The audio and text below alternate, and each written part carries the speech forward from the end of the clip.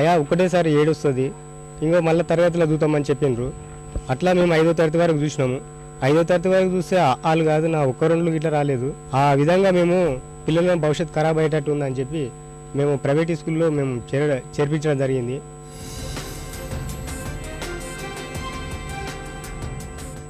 నిజానికి మన రాష్ట్రంలో పేద మధ్యతరగతి అన్న తేడా లేకుండా అందరూ తమ పిల్లల్ని ప్రైవేట్ స్కూళ్లకు పంపే ధోరణి ఏనాడో మొదలైంది.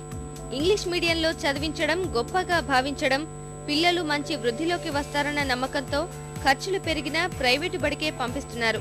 ఈ విషయాన్ని ఇదివరకు చాలా అధ్యయనాలు వెలుగులోకి తెచ్చాయి. తాజాగా ఆక్స్ఫర్డ్ వర్సిటీ అధ్యయనం ఇదే విషయాన్ని మరోమారు తేల్చింది. రాష్ట్ర వ్యాప్తంగా వేర్వేరు ప్రాంతాలు, వేర్వేరు ఆర్థిక స్థితిగతుల నేపథ్యం ఉన్న 3000 మంది పిల్లల్ని అధ్యయనం కోసం ఎంపిక చేశారు. వీరిలో గత 7 ఏళ్లలో ప్రైవేటు బడి మెట్లెక్కిన పిల్లల సంఖ్య రెట్టింపైందన్న విషయాన్ని గమనించారు. ప్రైవేటు బడికెళ్లే విద్యార్థులు 2002లో 24% ఉంటే 2009 నాటికి 44% అయిందని పేర్కొంది. ఈ గవర్నమెంట్లో సక్రమంగా చెప్తే గవర్నమెంట్లోనే మేము వేసుకుంటుంటివి. ప్రైవేట్లో మంచిగా చెప్పేటందుకు ప్రైవేట్లో వేసుకుంటున్నాము. మేము చేసేది చెప్పుల పని. మేము పొద్దున్న లేచిపోతాము. ఇది చదువు మంచిగా చదువుకుంటారు కదా అంటున్నాని దాంట్లో వేసుకుంటున్నాము. వీళ్ళు సక్రమంగా చెప్తే మేము ఎందుకు గవర్నమెంట్లో వేసుకునకుండా ప్రైవేట్లో వేసుకుంటాము.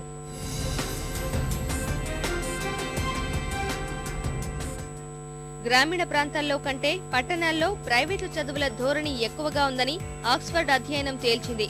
అయితే క్రమంగా ఈ రెండింటి మధ్య అంతరం తగ్గిపోతున్న విషయాన్ని వెల్లడించింది. 2002లో 7-8 ఏళ్ల పిల్లల్లో 10% మంది ప్రైవేటు బడికెళ్తే 2009 నాటికి అది కాస్త 31%కి పెరిగింది. మన దేశంలో ఉన్న ఇంకో జాడ్యాన్ని తాజా నివేదిక మరోమారు వెలుగులోకి తెచ్చింది.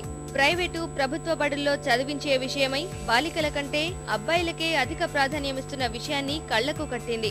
8 ఏళ్ల వయసు దాకా 97% మంది బాలికలు ప్రైవేటు బడి మెట్లెక్కడం లేదని, అదే సమయంలో బాలురు 92% మంది ప్రైవేటు స్కూళ్లకు వెళ్తున్నారన్నది అధ్యయన సారాంశం.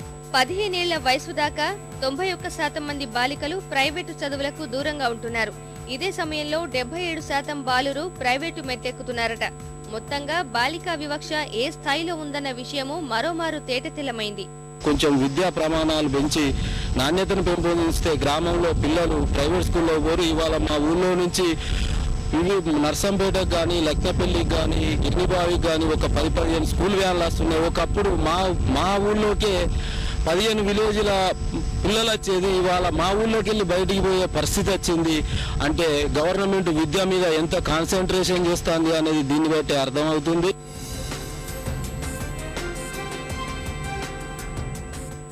ప్రభుత్వ పాఠశాలల్లోనూ ప్రస్తుతం మోడల్ స్కూళ్లంటూ హడావిడి నడుస్తోంది. విద్యార్థులు ప్రైవేటు వైపు వెళ్లకుండా ప్రభుత్వ ఆధ్వర్యంలోనే ఆంగ్ల మాధ్యమ చదువులకు రంగం సిద్ధమవుతోంది. అయితే పరిస్థితిలో మార్పు వస్తుందా? నిజంగా పేద, దిగువ మధ్యతరగతి జనానికి ఉపయుక్తంగా ఉంటుందా అన్న ప్రశ్నలకు సమాధానాలు ఇప్పటికైతే సశేషమే. కానీ ప్రభుత్వ విధానాల్లో మార్పు రానంత వరకు మార్పు ఆశించడం కష్టమే. సర్కారీ పాఠశాలల్లో మౌలిక వసతుల కల్పన కలగానే మిగిలిపోతోంది.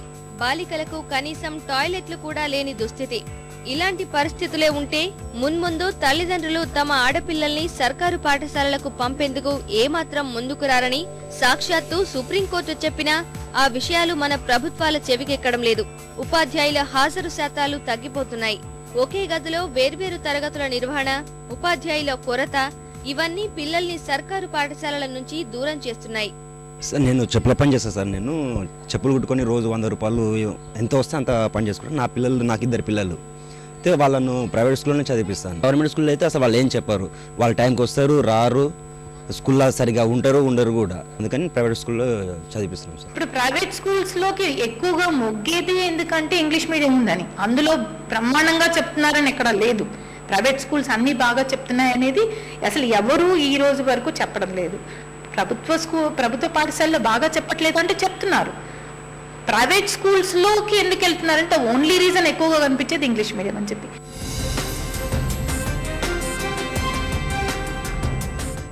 గుజరాత్ ను చూసి మన రాష్ట్రం నేర్చుకోవాల్సింది ఎంతో ఉంది. పిల్లల్లో గత 3 ఏళ్లుగా చదివే స్థాయి గణనీయంగా పెరిగేలా చేయడంలో అక్కడి యంత్రాంగం సఫలీకృతమైంది. ప్రభుత్వాధికారులు క్రమం తప్పకుండా బడులకు వెళ్లి ఎప్పటికప్పుడు విద్యార్థుల ప్రజ్ఞ పాఠవాలను పరీక్షించడంతో పాటు ఉపాధ్యాయుల బోధనా పద్ధతులపై ప్రత్యేక శ్రద్ధ కనబరచడం, వారి హాజరు ప్రత్యక్షంగా పర్యవేక్షించడం పరిస్థితి మెరుగుపడడానికి కారణం. కానీ మన దగ్గర ఇదంతా మొక్కుబడితంతే.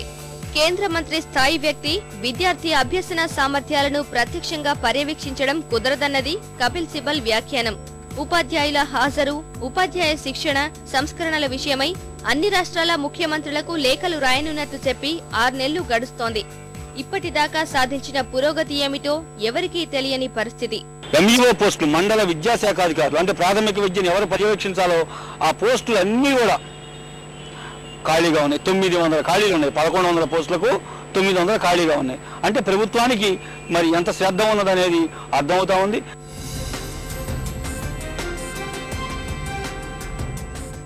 దేశవ్యాప్త ప్రభుత్వ పాఠశాలల్లో నాణ్యమైన విద్య అందని ద్రాక్షే అవుతోంది. ఈ కారణంతోనే చాలా మంది తల్లిదండ్రులు తమ పిల్లల్ని ప్రైవేటు బడుల్లో చేర్పిస్తున్నారని అసర్ సర్వే చెప్తోంది.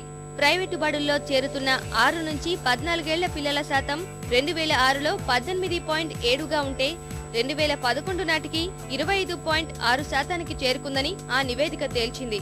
గ్రామీణ ప్రాంతాల్లోని ప్రైవేటు స్కూళ్లలో నైపుణ్యమున్న ఉపాధ్యాయుల కొరత తీవ్రంగా ఉందన్నది వాస్తవం.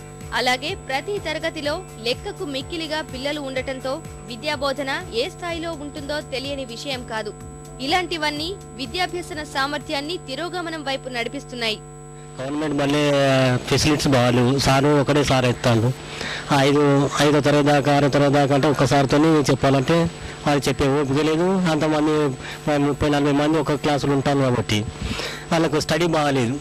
పాఠశాలల్లో చాలామంది విద్యార్థుల సంఖ్య తగ్గిపోవడానికి కారణం ఏమిటంటే ప్రభుత్వం యొక్క ద్వంద్వ రీతి.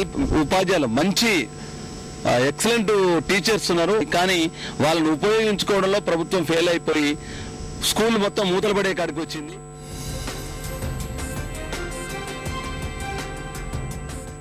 కష్టమైన నష్టమైన పేద దిగువ మధ్యతరగతి జనం తమ పిల్లలకు మంచి చదువులు చెప్పించాలనుకోవడం శుభపరిణామమే. కానీ పుట్టగొడుగుల్లా వెలసిన ప్రైవేటు బడుల్లో చదివితే అంతా వస్తుందనుకోవడమే అసలు భ్రమ. ఏటా పై తరగతులకు వెళ్తున్నా అక్షరం ముక్కరాని వారి సంఖ్య పెరుగుతోంది. కనీసం కింది తరగతుల పాఠ్యాంశాలను చదవలేని పరిస్థితి. రాశీవాసి ఏమాత్రం మెరుగవలేని దుస్థితి. 6 నుంచి 10వ తరగతి విద్యార్థుల్లో చాలా వరకు చిన్న చిన్న కూడికలు, తీసివేతలు చేయలేని పరిస్థితి కనిపిస్తోంది. ఇవన్నీ దేనికి సంకేతాలు? చదువులు పూర్తి చేసుకుంటున్నా విద్యా నైపుణ్యాలు ఏమాత్రం పుణికిపుచ్చుకోవడం లేదన్న విషయం తెలుస్తూనే ఉంది. విద్యాన్ని పిల్లలకి ఏ రీతిలో అందించాలి ఆ ఉద్దేశంతో చేస్తలేవు. అక్కడ కేవలం డబ్బు సంపాదించడమే వాళ్ళ ఉద్దేశం. మాకు బాధాకరం ఏంటంటే చేర్పించేటప్పుడు కొద్ది పోటీని ఎదుర్కొనే తత్వం కనిపించింది. అప్పుడు ఒక 2 ఇయర్స్ దాటిన తర్వాత పిల్లల ఎడ్యుకేషన్ చూసుకుంటే మేమే ప్రైవేట్ మళ్ళీ ట్యూషన్స్ పెట్టించి మా పిల్లల్ని మళ్ళీ చదివించుకోవాల్సిన పరిస్థితి మాకు ఏర్పడ్డది. అధ్యయన సంస్థలు మన చదువులకు సంబంధించి ఎన్నో విషయాల్ని ఎప్పటికప్పుడు చెప్తూనే ఉన్నాయి. సిఫార్సులు, సలహాలు అందిస్తూనే ఉన్నాయి. అయినా పరిస్థితిలో మార్పు శూన్యం. తాజాగా ఆక్స్ఫర్డ్ విశ్వవిద్యాలయ అధ్యయనము కొన్ని సిఫార్సులు చేసింది. ప్రభుత్వ బడుల్లో నాణ్యమైన విద్య అందించేలా సంస్కరణలు తీసుకురావడంతో పాటు ప్రైవేటు పాఠశాలలపై నియంత్రణ అత్యంత కీలకమని తేల్చింది. మన చదువులు బాగుపడాలంటే ఈ చర్యలు తీసుకోవాలని ప్రభుత్వాలకు తెలుసు. కానీ ఆలస్యం, అలసత్వమే రాష్ట్రంలో విద్యా తిరోగమనానికి బాటలు వేస్తోంది.